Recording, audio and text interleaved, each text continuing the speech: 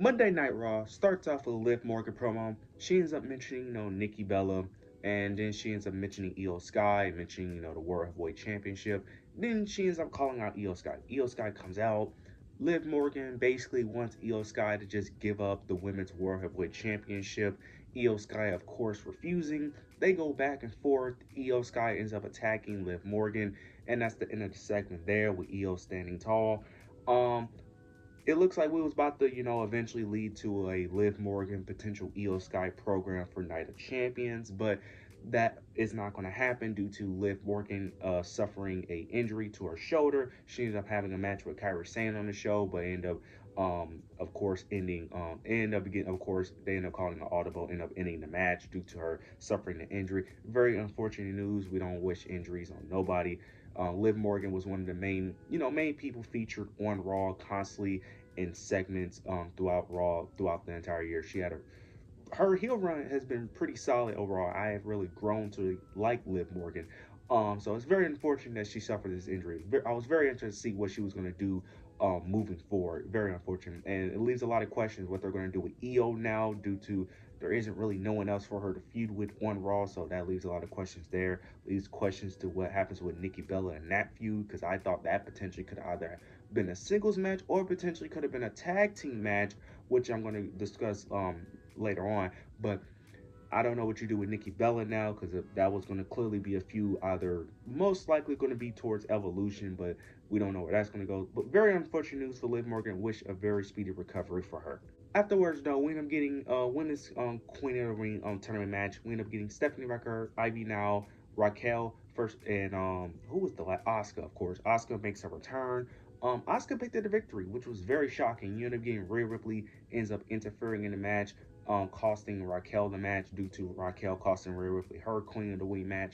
Asuka picked up the victory, which was very shocking. Now this is her first match returning, so it makes sense. I thought Stephanie Rucker was going to win. I thought they was going to push her further into the. I thought she was possibly going to make it to the finals, but they ended up going with Asuka, which wasn't a bad choice.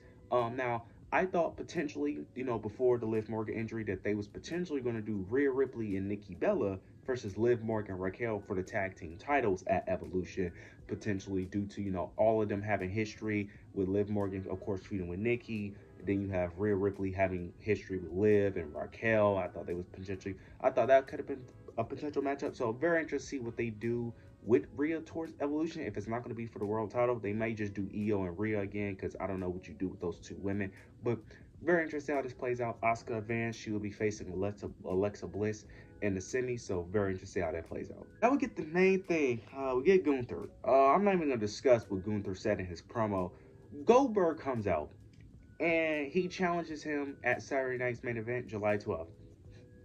So the rumors are true that they really sacrificed Jey Uso's title reign for Goldberg and Gunther. Now, I'm not one of those fans who are saying Jey Uso's title reign was extremely short.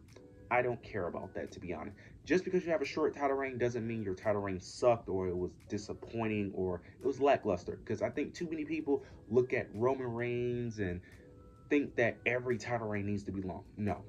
But you sacrifice your most over star on Raw for a dream match that I don't. It's very mixed, because a lot of people want this match, but then there's people who don't want this match.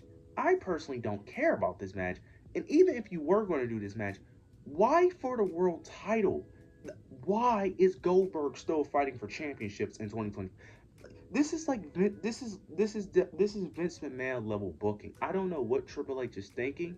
Like, I get doing this match. I understand the appeal of this match. But for the title, really? Did we really need the title for this? I don't understand this. I don't get the logic of doing it for the title. Me personally, I could care less for this match, especially because I'm not really the biggest Goldberg fan, and plus, having him with Gunther doesn't really make sense from an in-ring perspective, in my opinion, because the type of wrestler Goldberg is, you typically want a very fast-paced match. Gunther works a more slower style, so I don't even know how that works. That's why I never cared about. That's why I never understood why people want this match in the first place. Anything, I'd rather it be Braun Breaker. I feel like that made more sense, because I feel like Braun Breaker can work with Goldberg's speed, and plus, Battle of the Spears, easily story to tell right there. But I just don't understand the appeal of this match. Personally, for me, I just don't get it. I don't understand why you had to sacrifice Jey Uso's title reign for this. I just don't get it. Like, we'll see how this plays out, but I just don't understand it. Like really, like really, Goldberg, Gunther for the World Heavyweight Championship. Like I'm just gonna move on because I just don't understand it. We'll see how this plays out, but I'm not really interested, and I highly doubt it's gonna be that good of a match. But we'll see. Gunther's great in the ring, so hopefully he can carry Goldberg to a great match. But we'll see how this plays out. We end up getting AJ Styles versus JD McDonough. AJ Styles picked up the victory, of course. Then Dominic tries to attack AJ but fails. AJ gets the upper hand. He ends up taking Dominic's Intercontinental Championship and running off with it, but eventually he ends up giving it to Nick Aldis. Nick Aldis was the general manager due to Adam Pearce. He has some, I think it's something. I think he's on vacation or some sort. But Nick Aldis was the general manager, and he ends up confirming that it will be at Night of Champions that Dominic versus AJ. Very interested to see how that plays out. We know Dominic is most likely going to win due to shenanigans, but nonetheless, at least they're trying something with Dominic because they have not tried at all with his Intercontinental Championship reign. So hopefully they at least try something with the IC title. But and AJ Styles looked really good holding the IC Championship. I would love for AJ Styles to get another title run, but highly doubt that's going to happen. But we'll see how this plays out. We end up getting Bayley. She ends up cutting a very deep, passionate promo, really great promo, really great babyface promo. She calls out Becky Lynch. Then she ends up mentioning, Becky Lynch having an ego and her attacking her, of course. And she ends up mentioning that Becky Lynch cares about the fans and that Becky Lynch is very insecure about what she thinks, what the fans think of her.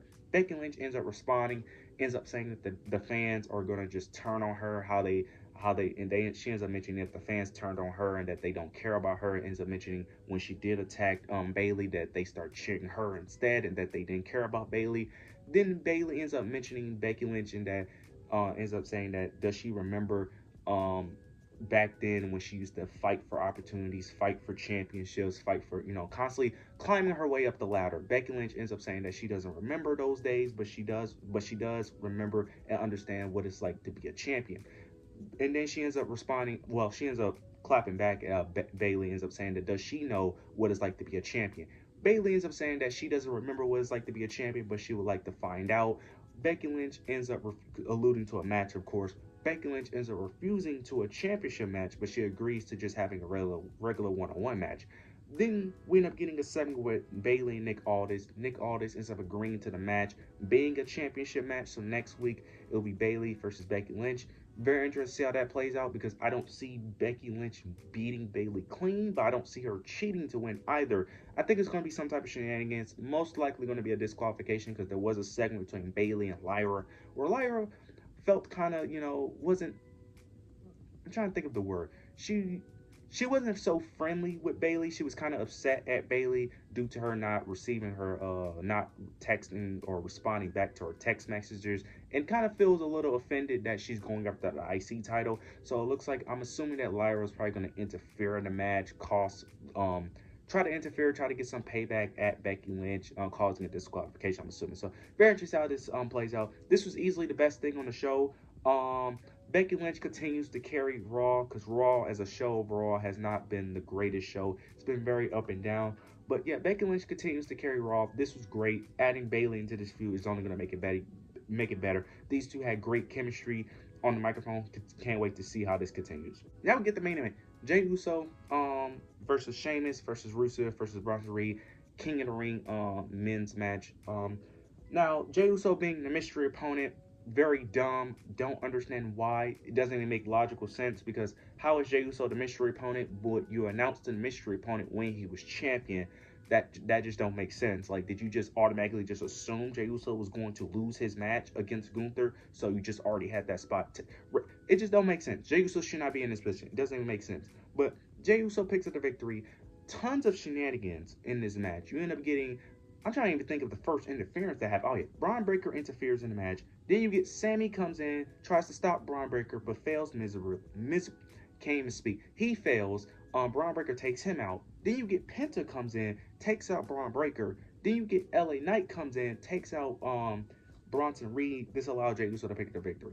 Then you get Seth Rollins. He comes in, about to attack Jey Uso. But then you get Cody Rhodes coming in, preventing Seth Rollins from attacking Jey Uso, and they have a stare down. I like this. I like what they're doing here. I think it's, I want to, well, yeah, I guess it's very obvious that now that Seth Rollins is clearly going to go after Cody Rhodes, and I think that actually makes sense for him to go after Cody Rhodes due to their history, but also Seth Rollins says he wants to be the guy, he wants to lead the future. The best way to do that is to go after the guy, which is Cody Rhodes, and to win the Undisputed Championship. Because even though the World Heavyweight Championship, it's important, we all know it's more of a, we all know it's second place, which isn't a bad thing because you have two top titles. One title is going to be second place regardless. So, and plus, it just depends on who's holding it. If Cody Rhodes was holding the World Heavyweight Championship and then Jey Uso was holding WWE Undisputed Championship, we would look at the World Heavyweight Championship way more important. So it just really depends on who's holding it. But if you want to be the guy, you got to get the WWE Undisputed Championship. So I think it makes sense. And Cody Rhodes gets Seth Rollins his first victory over Cody Rhodes, even though it would be a cash in, but he could easily hold that over Cody Rhodes' head. So I like what they're doing here. I like the potential story here. Overall, this show was very mid for the most part, but we'll see how this plays out. But you guys let me know your thoughts, opinions down below. Make sure to like, comment, subscribe. But yeah, that's it.